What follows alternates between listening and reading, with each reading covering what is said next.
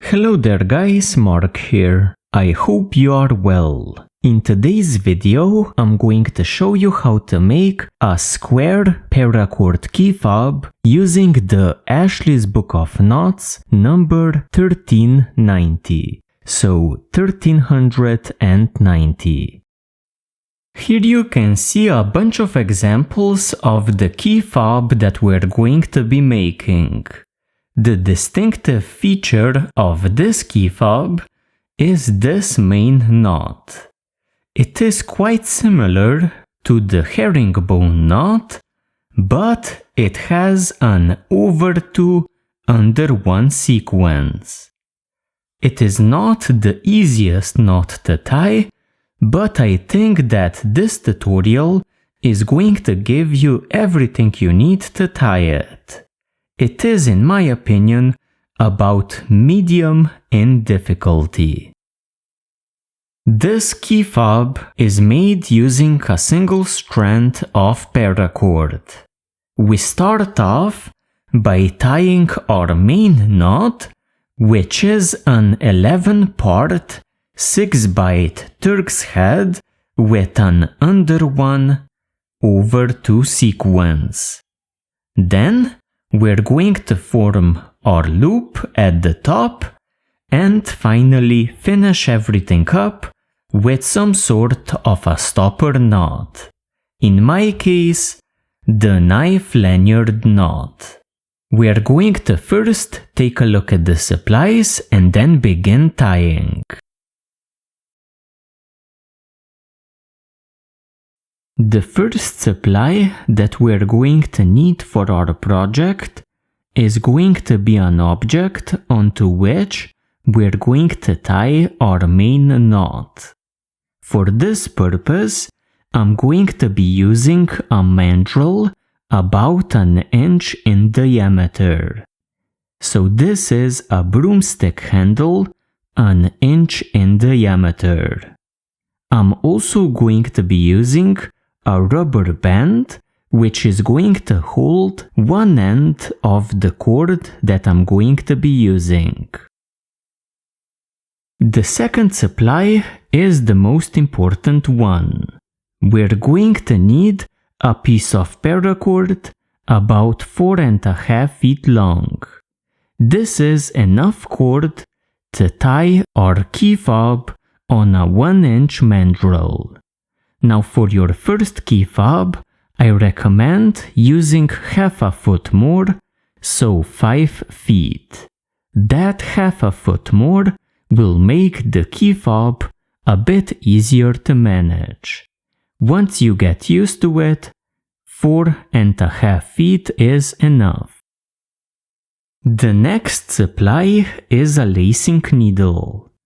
A lacing needle is optional, but it is going to make your tying process faster and easier, so I definitely recommend it. You are also going to need a pair of scissors or a knife to cut your cord with, and finally a lighter to melt the ends of your paracord. With these supplies ready, let's begin. To tie the main part of my key fob, I'm going to take my lacing needle and attach it onto one end of my paracord. I'm going to tuck a couple of inches of the other end under the rubber band. Then, using my working end, I'm going to do a wraparound. I'm going to come over the standing end, around again, and under this part. So parallel to the standing end, going under one.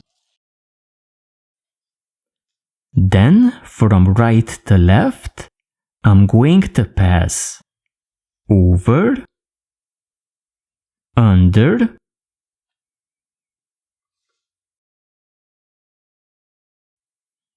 and finally over the standing hand.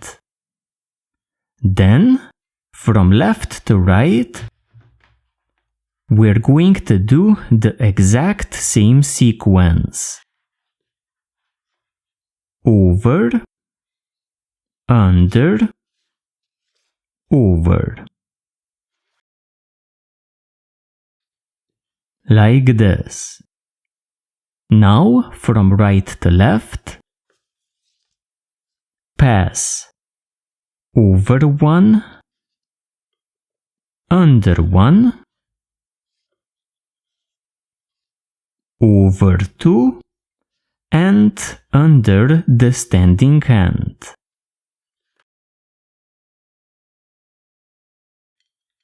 Like this.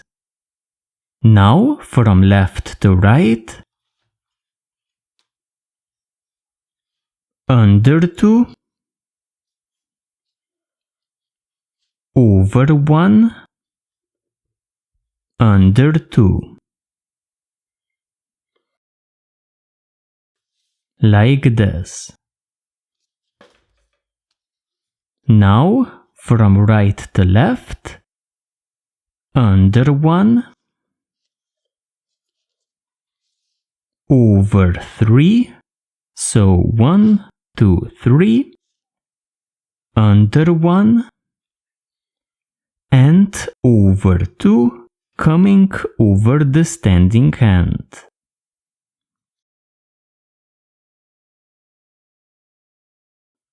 Now, from left to right, under one,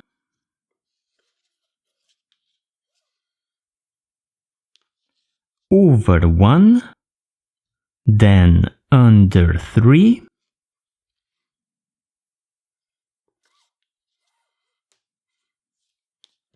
over and under. From right to left, we now pass over two, under one,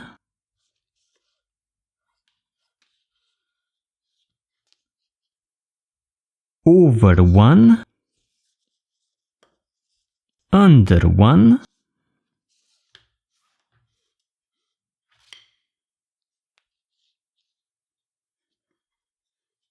over two, under, and over the standing hand.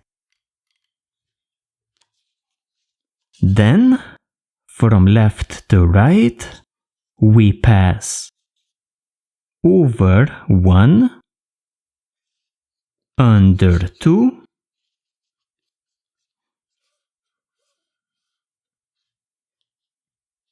over one, under one,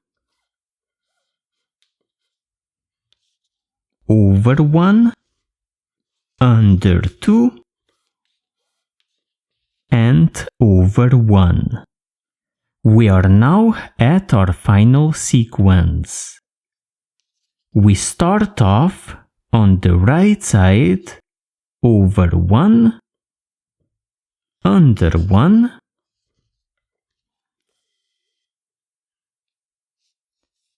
then over two,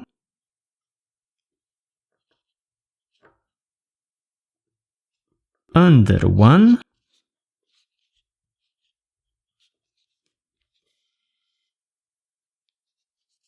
over two, under one,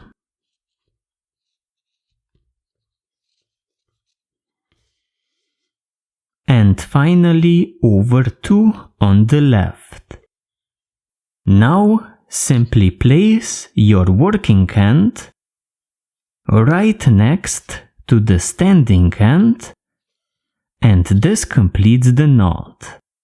So we now have the main part of the key fob complete. We're going to remove it off of our mandrel like this. we're going to take our working hand and pass alongside the standing hand, going over one, then travel through the knot to the right side. Then take your working hand and pass back to the left side. This creates a loop for our key fob. So this is this top part. This is our main knot, and then we only need to add in the stopper knot. If you take a close look, the standing hand and working hand are parallel here. So they both go under 2 and over 1. I'm going to remove my standing hand like this. So right to the point where my working hand is going into the knot. Then I'm going to place it back into the knot and pull it out on the left side. This way I get a proper sequence on all sides of my knot. Now I need to tighten it up.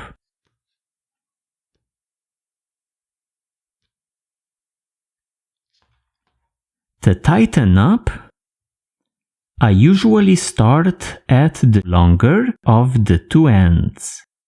Here it doesn't matter since they are both quite short.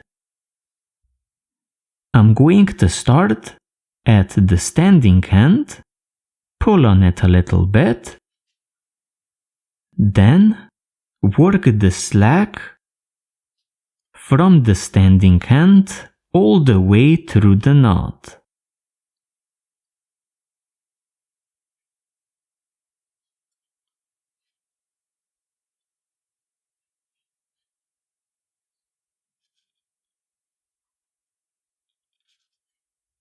Usually when I'm doing my tightening, I try to line up the different parts of my main knot so that they match up. Basically, I want an uniform look. Now on your first pass of tightening, this is not all that important, but later on it's going to become more important.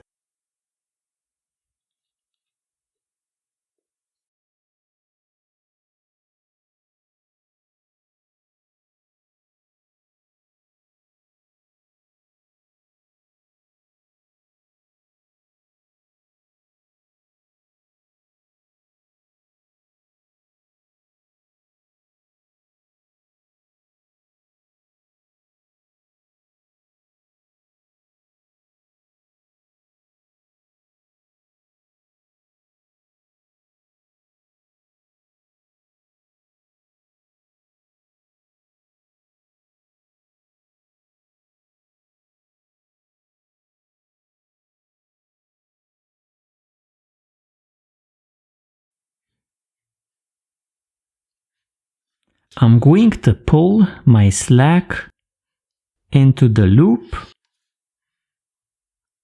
and then into my working hand. Like this. So this is going to be the size of my loop. So I have now tightened up my key fob once. You can see there is still quite a bit of tightening to do. If this is the end result, we have probably 2 more tightenings to do. We want both of our ends to be of equal length. This is going to enable us to later on tie our stopper knot. So since we worked our slack into our working hand, which is now longer, we are now going to work our slack from our working hand into the standing hand.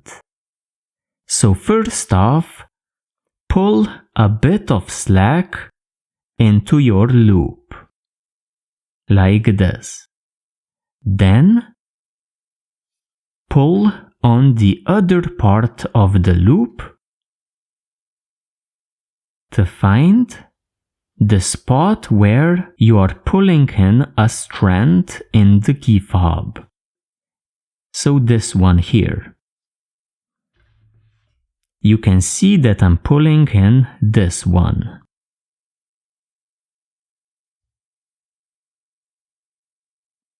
Then work the slack from this strand all through the knot and into the standing end.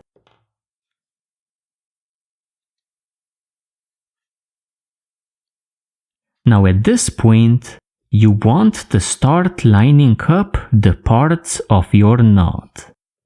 So basically I want these parts to stay in a row, and then these parts to stay in a row,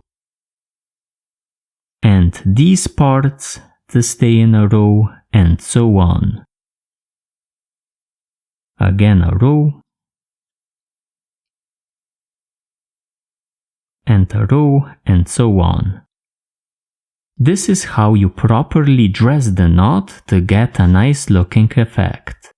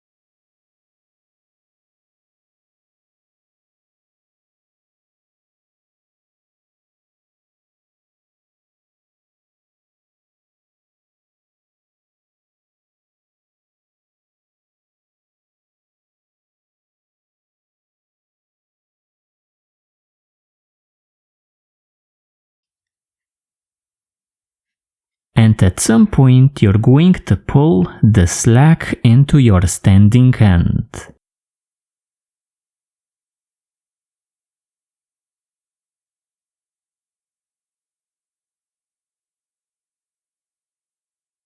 After the second round of tightening, things are beginning to shape up.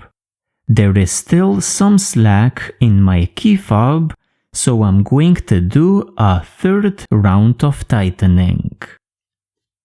In my case, the standing end is still shorter than the working end, so I am again going to start at the working end and to run some slack into the standing end. You may have this situation reversed so that the standing end is longer than the working end. In that case, you would start tightening at the standing end. So for me, since the working end is longer, I'm again going to pull some slack out of the working end into the loop, then pull on the other part of the loop to again find the strand that I'm pulling in. So when I pull on the loop, I pull on this strand here. Then I can begin removing the slack out of my loop, through the knot and into the standing end. My third round of tightening is going to be done off camera since, well, it would amount to basically half of the video me just tightening up this key fob. Still, in your third round of tightening, you again try to line everything up neatly. So each row needs to be lined up.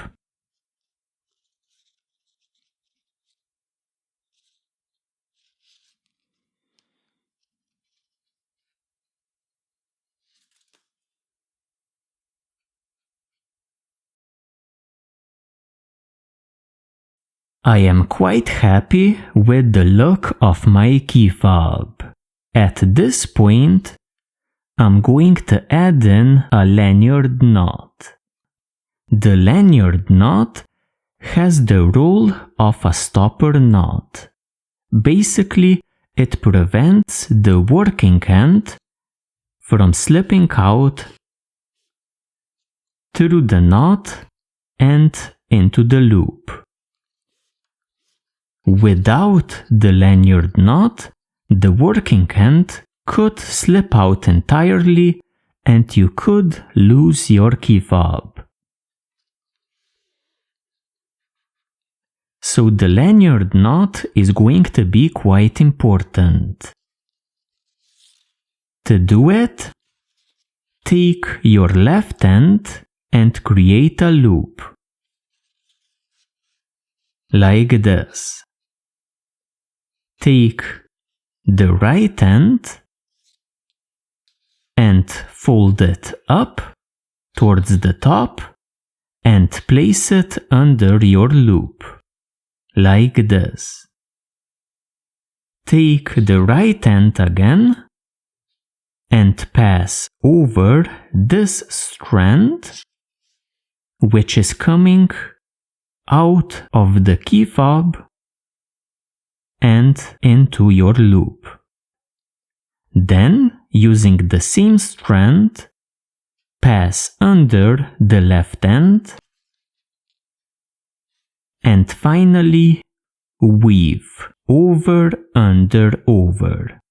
So over, under and over.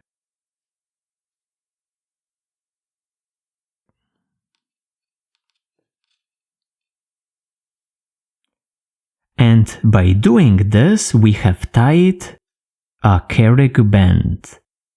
You can recognize it by this diamond shape at the center.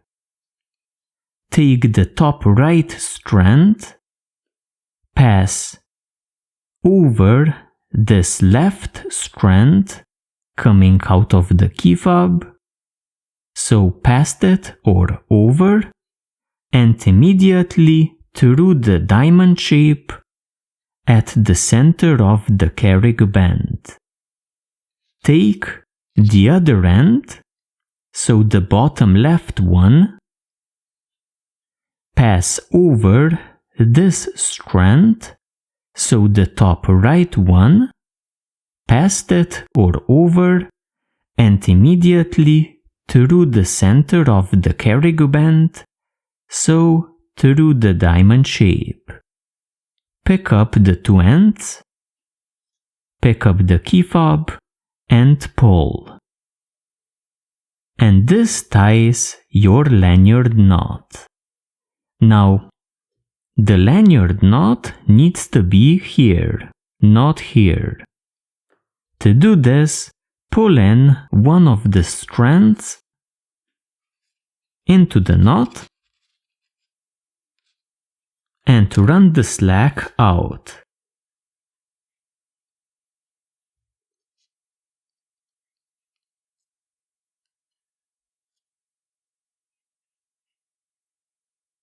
Finally, out of one of the two ends.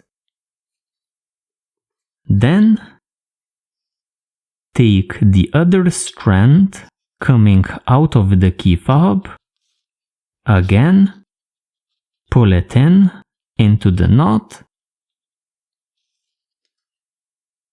through the knot,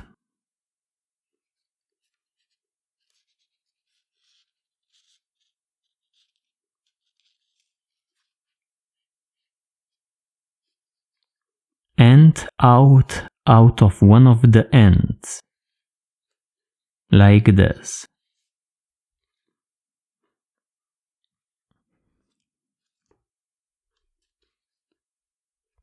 Let's say that I'm happy with my lanyard knot. I'm going to take my scissors and cut the two ends like this, usually at a bit of an angle.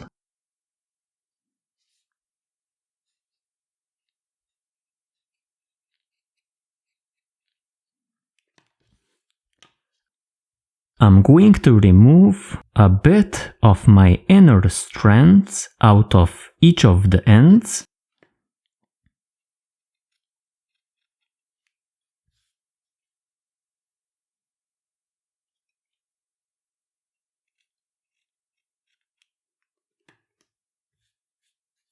Then lightly melt the two ends.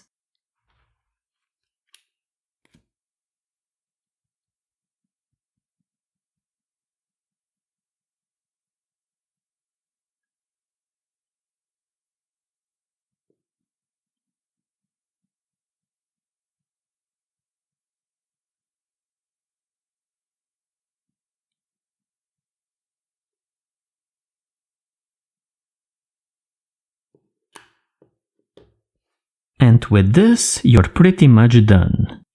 You can cut the ends here a little bit.